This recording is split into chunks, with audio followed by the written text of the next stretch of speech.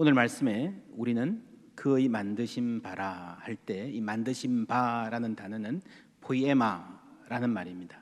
작품, 글작품으로 번역할 수 있습니다. NLT라는 성경은 이렇게 옮깁니다. For we are God's masterpiece. 글작품. 우리는 하나님의 글작품입니다. 하나님께서 우리를 그리스도 예수 안에서 새롭게 창조하셨습니다. 하나님께서 우리를 위하여 오래전에 예비하신 선한 일을 할 수 있도록, 선한 일을 할 수 있도록 하기 위해서입니다. 하나님께서 우리를 창조하셨다라는 말에는 두 가지 의미가 있습니다. 하나는 태초에 하나님이 인간을 창조하신 그 첫 창조의 일부로서 우리를 지으신 일입니다. 함께 읽습니다. 시편 139편입니다. 주께서 내 내장을 지으시며 나의 모태에서 나를 만드셨나이다. 내가 주께 감사하옴은 나를 지으심이 심히 기묘하심이라. 주께서 하시는 일이 기이함을 내 영혼이 잘 아나이다. 아멘. 하나님께서 천지를 창조하시고요, 보시기에 좋았더라. good 그랬습니다. 인간을 창조하시고 very good, 심히 좋았다 그랬습니다. 바로 그 말씀입니다. 인간을 보시고 내가 주께 감사하오면 주께서 하시는 일이 기이함이 심히 기묘하다. 이게 참 번역하기 힘든 단어인데요, 가장 가까운 영어 단어가 wonderful입니다. wonderful. wonderful이 뭡니까? wonder는 놀란단 말이거든요. 놀랍도록 아름답단 말입니다. 하나님께서 우리를 wonderful하게 지으신 줄 믿습니다. 아멘. 깜짝 놀랄 만큼 아름다운 존재로 지으셨습니다. 그런데 약간의 아쉬움이 있습니다. 아름답지 않은 부분도 있잖아요. 우리에게는 이기심이 있고 열등감이 있고 통제되지 않은 욕심이 있습니다. 어리석음이 있습니다. 미움과 분노로 스스로를 괴롭히는, 우리 인간들이 왜 이 모양일까? 이게 하나님의 글작품 맞나 싶을 때가 많습니다. 왜일까요? 죄의 결과입니다. 이렇게 망가진 우리를 하나님이 그대로 놓아두지 않으시고 구원해 주셨습니다. 예수 그리스도를 통해서 우리는 하나님의 글작품입니다. 하나님께서 우리를 그리스도 예수 안에서 새롭게, anew, 새롭게 창조하셨습니다. 이 말은 예수님이 하신 말씀, 사람이 거듭나지 아니하면, anew, 새롭게 나지 아니하면 하나님의 나라를 볼 수 없느니라 라고 하는 말씀과 같은 말씀입니다. 다시 태어난다는 것은요, 다시 창조된다는 말입니다. 빌립보서 1장은 이 창조를 이렇게 말합니다. 너희 안에서 착한 일을 시작하신 이가 그리스도 예수의 날까지 이루실 줄을 우리는 확신하노라. 선한 일, 착한 일, 똑같은 말입니다. good works. 이거는요, 하나님이 태초에 천지를 창조하시고 인간을 창조하시고 good, very good 했던 그 상태로 우리를 되돌리는, 그 wonderful한 상태, 너무 아름다워서 눈이 땡그랗게 떠지는 그 상태로 우리를 되돌리려는 작업, 하나님이 하신 일, 그것이 구원이라는 말입니다. 여러분, 이 일을 어디에서 시작하셨는가 하면요, 너희 안 했습니다. 네 안 했습니까? 너희 안 했습니까? 단수입니까? 복수입니까? 복수죠. 복수입니다. 아주 중요합니다. 우리는 이런 말을 들을 때 주로 내 마음 안에서 하나님이 뭘 시작하셨다라고 좁게 해석하는 경향이 있습니다. 아닙니다. 너희 안에서는요, 교회 안에서, 빌립보 공동체 안에서를 말하는 것입니다.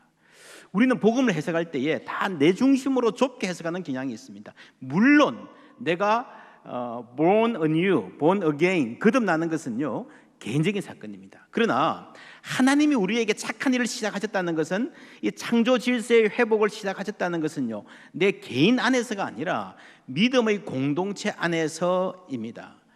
그러면 그리스도 예수의 날이라는 말은 무슨 뜻입니까? 종말, 재림을 말하는 것입니다. 그런데 우리는 이 종말도 내 개인적인 의미로 주로 해석합니다. 이 인생의 고생길이 끝나고 예수님 오셔서 나에게 상 주실, 보상해 주실 날 정도. 아이들이요, 지금은 나쁜 아이들이 착한 아이들 괴롭히지만 선생님이 오셔서 너희들 왜 그래? 얘가 진짜 착한 건 맞아, 얘가 억울해 해서 그거 밝혀주실 날, 우리를 천국에 들어가고 상 주실 날 정도로 생각합니다. 이게 맞지만, 틀린 건 아니지만 부족한 견해입니다. 그리스도 예수의 날은 모든 것이, 모든 구원이, 그 회복 사역이 완성되는 말을 말합니다. 에베소서 우리가 오늘 본문 말씀이 2장인데요, 앞에 1장에 보면은 하늘에 있는 것이나 땅에 있는 것이 다 그리스도 안에서 통일되게 하려 하심이라. 할렐루야. 이게 그리스도 예수 안에서 예수의 날에 일어날 일입니다. 온 우주가, 온 만물이 그리스도 앞에 무릎 꿇고 하나님께 영광 돌릴 것입니다. 우리가 자주 하는 찬송, 물이 바다 덮음같이 여호와의 영광을 인정하는 것이 온 세상 가득하리라 는 말은요, 여러분 교회가 많이 생기고 교회 다니는 사람들이 늘어날 것이라는 말 정도가 아닙니다. 모두가 하나님의 통치에 순복해서 살아가는 하나님의 샬롬, 의와 평강과 희락, 그 기쁨이 가득한 세상, 어떤 억압과 착취도 속임도 미움도 없는 세상, 하나님의 영광만이 가득한 세상을 말하는 것입니다. 그때 완전한 샬롬이 있을 것입니다. 그 그리스도 예수의 날은 완성의 날이고 구원과 회복이 이루어지는, 완전히 이루어지는 날입니다. 지난주에 하나님의 꿈 세 가지 차원을 말했습니다. 개인과 신앙 공동체와 피조세계.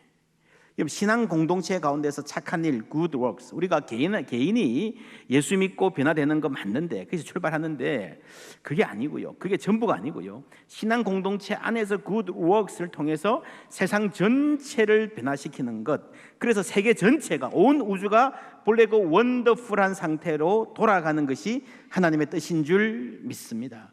그래서 이 목적을 위해서 하나님의 백성을 먼저 선택하신 거예요. 그래서 우리로 하여금 예배드리게 하시고요, 예배하는 백성으로 살게 하신 겁니다. 그러면서 우리는 예배하면서 우리가 예배하는 예수님을 닮아갑니다. 인자가 온 것은 섬김을 받으려 함이 아니라 도리어 뭐 하려 하고요? 섬기려 하고 자기 목숨을 많은 사람의 대속물로 주려 함이니라. 우리는 예수님처럼 섬기는 삶을 통해서 예수님을 닮아가는 거예요. 지난주에 성품이 선교다라는 말을 했습니다. 기억하십니까? 이 성품은요, 어떻게 형성되는가 하면 하나님의 말씀과 거룩한 습관을 형성함으로 이루어져 가는 겁니다. 섬김이 습관이 되는 거죠. 성품이 선교고요, 습관이 영성입니다. 여러분, 세상 사람들도 다 열심히 삽니다, 대부분. 그러나 대부분 나의 만족, 나의 성공, 나의 욕망 충족을 위해 일합니다. 그 욕망의 정점에 뭐가 있는가 하면요, 성공하면 섬김을 받습니다. 그렇잖아요. 성공하면 남들이 섬겨줍니다. 그것이 많은 사람들의 인생 목표입니다. 성공해서 섬김을 받는 것. 그러나 예수 안에서는 정반대입니다. 큰 자가 작은 자를 섬기고 높은 자가 낮은 자를 섬기는 것이 하나님의 나라입니다. 교회가 그런 곳입니다.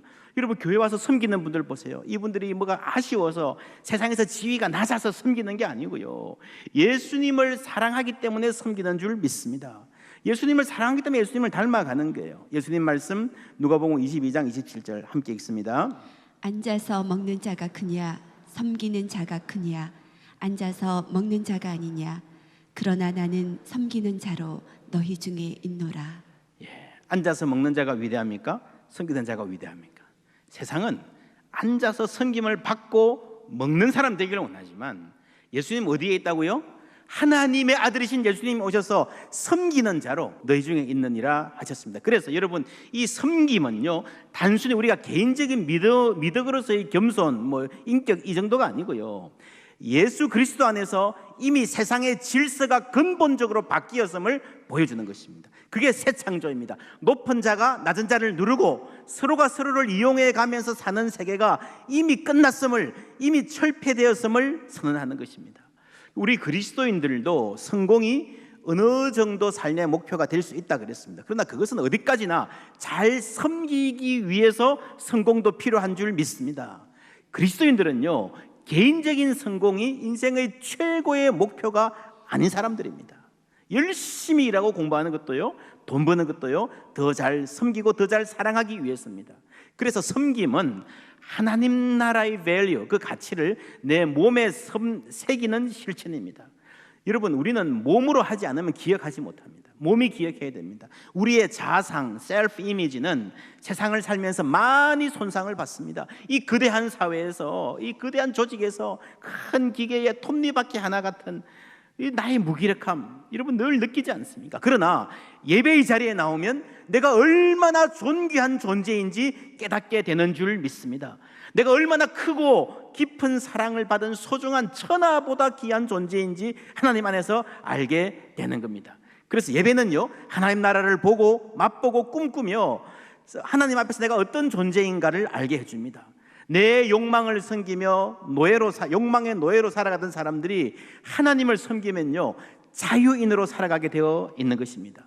섬김이 그것을 구체적으로 보여줍니다. 우리는 대부분 돈 벌기 위해서 일하고 살아갑니다. 돈이 부르면 가고 돈이 안 부르면 안 갑니다. 돈 안 생기면 움직이지 않습니다. 그러다 보면 내가 돈의 노예가 아닌가 생각하기 들기도 합니다. 그러나 적어도 인생에 조금이라도요, 내가 자발적으로 선택해서 섬기고 봉사하는 일이 있을 때에 나는 돈의 노예가 아닌 자유인이라는 것을 스스로 확인하게 되는 줄 믿습니다. 일하고 돈 받는 것도 기쁨이 있겠지만 그것과는 비교할 수 없는 기쁨과 자부심이 자발적인 섬김에 있는 거예요. 우리의 섬김은 내가 누군지를 알려주는 그 가치와 자부심, 그 기쁨을 내 몸에 새기는 겁니다. 그래서 그 과정을 통해서 우리는 그리스도를 닮아갑니다. 여러분, 그리스도를 닮는다는 것은요, 그 안에 뭐가 포함되어 있는가 하면은 우리의 병든 자가 치유된다는 말도 포함됩니다. 그래서 이렇게 정리할 수 있겠습니다. 성품이 선교입니다. 습관이 영성입니다. 섬김은 치유입니다. 섬김을 통해서 나 중심의 이 병든 자의 경향성이 치유되고요, 내 속에 그리스도의 형상이 회복되는 것입니다. 특별히 현대사회에서는 이게 정말 중요합니다. 현대사회의 질병, 소비적 자아라는 말에 집약되어 있습니다. 옛날 사람들은요, Who are you? 당신은 누구입니까? 물어보면요, I'm a teacher. 여러분 중학교 1학년 때 예배 영어 배우실 I'm a teacher, I'm a farmer 이런 거 나왔습니다. 요즘 사람들은 달라요. Who are you? 물어보면요, 나는 50평짜리 아파트에 사는 사람입니다. 나는 어떤 차를 타는 사람입니다. 나는 어떤 명품 핸드백을 드는 사람입니다. 적어도 휴가가 되면 이 정도로 시간을 보내고 주말이면 멋진 레스토랑 따라가서 사진 찍어가지고 SNS에 올리는 그 정도의 사람. 여러분, 농부다, 엔지니어다, 이거는요 생산적 자아입니다. 그런데 뭘 먹고 뭘 쓰고 뭘 소비하냐, 이거는요 소비적 자아입니다. 지금 한국 사회와 세계 최고의 문제가 여기 있습니다. 돈 많고 세상 부러울 것 없는 사람들이, 그런 2세, 3세들이요 뭐 얼마나 극단적으로 타락하는지 모릅니다. 내가 무엇을 갖고 세상에 기여할까가 인생의 초점이 아니라 뭘 쓰고 뭘 소비할까가 자기의 정체성의 핵심이기 때문에 그렇게 병들 수밖에 없다는 것입니다. 여러분, 생산적 자아가 소비적 자아로 이동하면서 온갖 병폐와 고통이 생기고 있습니다. 소비적 자아로 살아가는 현대인들로 구성된 교회들의 가장 두드러진 현상, Consumer Christianity, 소비자 기독교입니다. 여러분, 사람들이 백화점 가서 물건 고르듯이, 사람들이 어디 식당 가서 맛집 테스트하듯이 교회가 제공하는 종교 서비스를 향유하려 합니다. 축구 경기라 그러면요, 선수는 누구입니까? 여러분, 목회자들이 주님의 일 열심히 하고 우리는 목사님 잘한다, 이 목사님이 잘한다, 저 목사님 잘한다, 이 교회 찬양대 좋다, 저 교회는 그렇다, 연주가 좋다, 열심히 박수치고 응원하고 헌금하고 그래서 지원하고 그런 것 같습니까? 그게 소비자 기독교라는 것입니다. 선수로 나가서 뛸 수 있는 사람들이, 뛰면서 기쁨을 맛보고 영광 돌릴 수 있는 사람들이 구경꾼으로 만족하고 있는 교회의 현상입니다. 성경은 그렇게 말하지 않습니다. 에베소서 4장 말씀 함께 읽습니다. 그가 어떤 사람은 사도로, 어떤 사람은 선지자로, 어떤 사람은 복음 전하는 자로, 어떤 사람은 목사와 교사로 삼으셨으니 이는 성도를 온전하게 하여 봉사의 일을 하게 하며 그리스도의 몸을 세우려 하심이라. 아멘. 목사들의 역할은요, 성도들을 온전케 하고 봉사의 일을 하게 하며. 그래서 여러분, 대부분 일이 목회자들에 집중되어 있는 교회는 약한 교회입니다. 목회자들은 뭘 하는가 하면요, 성도들이 교회를 세울 수 있도록 돕는 것입니다. 그렇죠. 감독이나 코치나 물 떠주는 사람들이 있어야 선수들이 되듯이요, 여러분, 목회자들은 그 일을 하는 거예요. 실제로 옛날에 월드컵 때 히딩크 감독이 그랬잖아요. 막 선수들이 잘 못하니까 내가 골 넣으랴? 감독이 골 넣은 게 아니고요, 감독은 여러분 성도들이 골을 넣을 수 있도록, 하나님 나라의 스코어는요, 이 목회자들이 앞에서 설교를 얼마나 잘하는가 그게 달려있지 않고 그 말씀을 들은 사람들이 삶에서 얼마나 순종의 열매를 맺는가에 달려 있는 줄 믿습니다. 여러분, 영광스러운 플레이어로 선수로 뛸 수 있는 사람이 겨우 구경꾼으로 앉아 있으니까 교회가 자꾸 약해지는 거예요. 그게 컨슈머 크리스천니티, 현대 교회의 비극입니다. 성경적인 교회는 모든 그리스도인들이 사역자입니다. 목회자만 사역자가 아니라 모든 그리스도인들이 사역자 되어서 크든 작든 조그만 일이라도요, 여러분 한 달에 한 번씩이라도요, 이 교회에서 내가 감당하는 일이 있는, 그래서 모두가 사역자인 교회가 건강한 교회입니다. 저는 부임해서 지금까지 거듭해서 말씀드렸습니다. 제 목표는 당장 좋은 교회, 당장 눈에 띄는 변화보다도 10년, 20년 후를 목표로 해서 목회하고 싶습니다. 그러기 위해서 어떤 교회가 되어야 할까요? 슬라이드 보여주시면요, 이 동그라미가 교회라면 세상의 여론이 영향을 미칩니다. 교회 세습 문제, 지난주에도 불법 건축 문제가 신문에 아주 크게 났습니다. 그게 한 교회 문제지만 이런 모든 교회에 영향을 끼친다는 게 안타깝습니다. 전도의 문을 닫습니다. 우리가 깨어서 기도해야 됩니다. 우리가 정말 경각심을 가져야 됩니다. 특히 젊은 세대에서는요, 이런 일이 일어날 때마다 얼마나 많이 흔들리는, 교회 다니는 아이들도 흔들리는지 모릅니다. 그런데 교회 성장은 그게 전부가 아니라 교회 안이 중요합니다. 교회 안. 교회 성장이 뭔가 할 때요, 우리가 조금 자세히 들여다볼 필요가 있습니다. 대부분의 교회는 전체가 모이는 청중들이 이렇게 있으면요, 그 안에 사역자들이 있습니다. 목회자가 아니라 열심히 헌신된 평신도들 다 포함한 개념이죠. 지금 교회의 문제는 세상의 여론이 악화되는 것, 그것만도 아니고 그보다 더 중요한 것은 교회가 약해지는 거죠. 사람들이 교회를 떠나는 거죠. 그런데 그것보다 더 중요한 것은요, 교인들의 숫자가 줄어드는 게 아니라 교회 안에 헌신된 사역자들의 숫자가 줄어드는 게, 그게 더 큰 문제입니다. 그렇습니다. 전체 숫자가 늘어나도 중요하지만 교회 안에서 진짜 성장은 사역자들이 많아지는 거예요. 집으로 생각하면 기둥이 튼튼해지는 거예요. 사람이 뼈가 튼튼해지는 거예요. 뼈가 없이 살만 붙으면요, 성장이라고 볼 수가 없습니다. 지금 한국 교회의 가장 큰 문제는요, 세상의 여론이 악화되는 것도 아니고 성도 수가 줄어드는 것도 아니에요. 정말 가장 심각한 문제는 주방에서 밥할 사람이 없고요, 주차 안에 살 사람도 없고요, 주일학교 교사도 안 하겠다 하고요, 무엇보다도 이 젊은이들이 목사 되겠다고 신학교 가는 사람들이 없어져요. 교회가 여러분 견딜 수가 없습니다. 이런 상태에서 여러분 기둥은 조그만데 그것만 늘어나다 보면요, 어느 순간 교회는 폭삭 무너질 겁니다. 그래서 교회의 희망은 어디에 있는가 하면은 섬기는 사람들이 있습니다. 진짜 사역은, 성장은요, 교회 안에서 섬기는 사람들이 늘어날 때에, 그러면요 교회 전체가 부흥하고 성장하는 것은요, 그건 그 다음의 문제입니다. 쉽게 될 수 있습니다. 저는 이 교회 저 교회 많이 다녀보고 목회자들 많이 만나는 편입니다. 다른 교회 요즘 다 교회마다 카페 다 하잖아요. 어떻게 운영하십니까? 물어보면요, 교회 카페 참 운영하기 힘들다 그래요. 근데 우리 교회는 거의 다가 전원 자원봉사로 하잖아요. 저는 한국의 많은 교회를 봤는데 이렇게 큰 규모의 카페를 전원 자원봉사한 교회를 보지를 못했습니다. 그러면서도 커피도 아주 훌륭하게 내리지 않습니까? 그런 점에서 포항제일교회는 참 특별한 교회입니다. 희망이 교회에 있는 교회라고 저는 믿습니다. 우리가 미래 한국교회의 책임감을 가져야 됩니다. 이것이 바로 그리스도께서 우리 공동체 가운데서 시작하신 착한 일입니다. 시작은 하셨는데 계속 확산되어 가야 됩니다. 이런 섬김의 마음이 조금이라도, 한 분이라도 더 함께 나누고 사역에 참여할 수 있으면 좋겠습니다. 그리고 이런 섬김의 정신과 태도가 우리 젊은이들에게도 개성되기를 바랍니다. 흔히들 하는 말로 청년들이 교회의 희망이라고 하는데요, 이거 잘 생각해야 됩니다. 저는 그렇게 흔쾌히 동의하지 않습니다. 모든 청년들이 다 교회의 희망이 아니고요, 섬기는 청년들이 교회의 희망입니다. 밀물같이 왔다가 썰물같이 빠져나가는 청년들 아무리 많아도요, 희망 없습니다. 어느 교회가 설교가 더 좋은가, 어느 교회가 찬양이 더 멋지고 뜨거운가, 열심히 찬양하고 눈물 흘리고 쑥 빠져나가고, 섬길 줄 모르면요, 여러분 희망이라 말할 수 없습니다. 여러분, 사람이 어떤 특정한 나이에 속했다고 젊다고 자동적으로 희망이 되는 게 아니에요.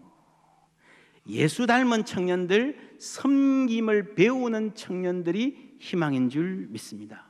미래 세대가, 다음 세대가 우리의 희망이다 아니고요. 그 숫자가 아니라 정말 예수 닮은 아이들, 섬기는 청소년들로 자라나는 그리스도인이 되어야 희망이 되는 줄 믿습니다. 섬기는 청년들, 섬기는 청소년들이 희망입니다. 마찬가지로 섬기는 장년들, 섬기는 노년들도 희망인 줄 믿습니다. 여러분, 숨질 때까지 어제보다 좀 더 주님 사랑을 원합니다. 우리가 은퇴하고 나서도 이런 마음이 있었으면 좋겠습니다. 여러분, 그래서 앞으로 우리 교회는 은퇴 후에도 은퇴 후에 더 잘 섬길 수 있는 사역들을 열심히 개발해서 함께 초청하려고 합니다. 여러분들도 마음을 다해서 함께 꿈꾸시고 사역들 많이 이렇게 생각들 해보시고요. 해주시기 바랍니다. 교회가 돕겠습니다. 모든 그리스도인이 사역자고 목회자들은 성도들의 사역을 돕는 사람들입니다. 여러분, 이 성경의 소중한 원리를 실천할 때에 공동체가 생명력 넘치고요, 우리 한 사람 한 사람도 복받게 될 줄 믿습니다. 여러분 가운데에 예배만 드리고 가시는 청중에 속한 분들 좋습니다. 계속 그렇게 하셔도 됩니다. 그러나 한 번 좀 생각해 보시고요, 교회에 속해서 교회 가족이 되고 어딘가 조그마한 것이라도 섬길 수 있을 욕심 한번 부려보시면 좋겠습니다. 이를 위해서 오늘 사역 박람회 진행합니다. 박람회라는 말을 할 만큼 우리에게 많은 사역들이 있습니다. 여러분들이 늘 앞에 보시는 찬양대, 찬양팀, 안내, 주차 봉사뿐 아니라 식당에서, 교회 학교에서, 커피숍에서, 또 이 기도실에서 이 예배를 위해서 지금도 간절히 기도하는 분들 계십니다. 나가보시면요, 오늘 사역 박람회 보시면은 야, 이 교회에 이렇게 사역이 많나 깜짝 놀라실 것입니다. 그래서 여러분, 교회는 모든 사역이 다 귀합니다. 하나님 섬기는 것이기 때문입니다. 오늘 사역 박람회 여기저기서 숨어서 진행되던 사역들이 다 밖에 나와서 한꺼번에 소개됩니다. 그냥 가지 마시고 꼭 한번 둘러보십시오. 어떤 사역이 있나, 나에게 맞을까, 혹은 아니어도 이 사역을 위해서 축복하는 마음으로 꼭 들러보십시오. 앞으로 우리 교회는 모든 방향에서 섬김과 실천을 강조할 것입니다.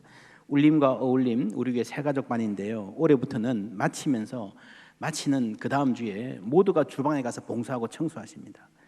다른 교회는요, 새가족반을 귀한 손님으로 막 대접하잖아요. 우리 교회는 막 일시키고 좀 센 교회입니다. 왜인가 하면 새가족들이 귀한 손님으로 남기를 바라지 않고 귀한 가족이 되기를 바라는 마음입니다. 그래서 함께 가족이 되어가는 거예요.